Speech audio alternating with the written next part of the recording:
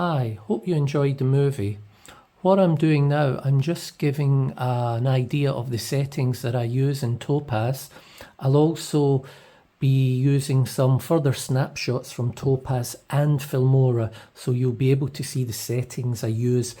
Actually, I use these settings for just about all my movies that are black and white, aged, 1920s, 1930s. Very rarely will I change from them. I found them to work well for me. If you use AI too much, it can give the movie a plastic feel. So I try and just clean it up a bit and still, keep the viewer, giving the viewer that original feel, but in a much cleaner format.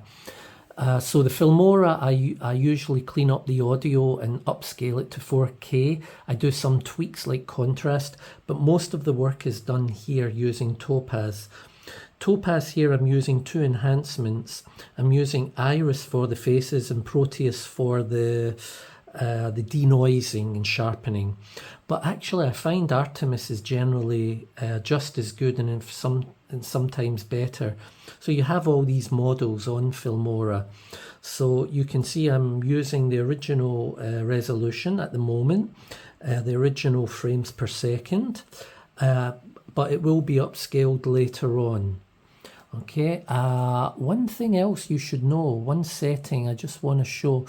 You click here at the moment. I'm not sure if I can show it. Yes. Okay.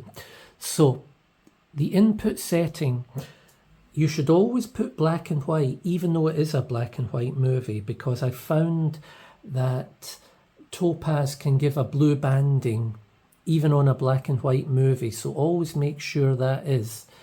Input color override. Now, if it's already been color and you want to change it back to black and white, I use this in combination with black and white. I'll just cut this off.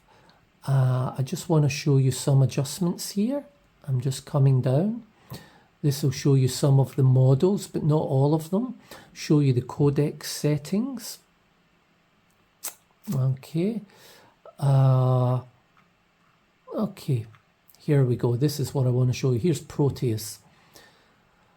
Now, there are further tweaks I don't want to go into, but I'm giving you the general settings, and I'll use this video for most of my other videos.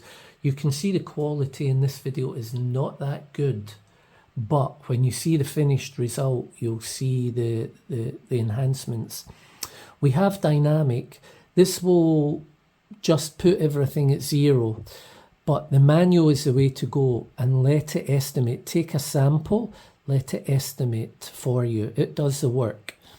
Then I'm using a second enhancement, estimate again. There's further enhancements should you wish to use them. For the AI model, I'm also using Chronos, which is super fast. So I'll pop in some other settings from Filmora, the export settings and any tweaks for this video. But as you watch most of my videos, I'll generally use the same video to describe the settings because they very rarely change. Anyway, thank you for watching again. Like and subscribe, and please stay on this video and I'll show you some more snapshots. Thank you. Here's a nice example of before and after. Before and after. Okay, I'm going to show you the before and after for this movie. Okay, now this is the general settings for all of them on Proteus. You can see to the left, it's, if I zoom in, it's quite pixelated. But over here, Proteus has cleaned it up. Now, I can make it stronger, but I don't recommend it or you get that plastic look. So I'll just play it and you can see both of them, the left and the right. So it's much better. The eyes, the face, the trees, the pixelation is gone.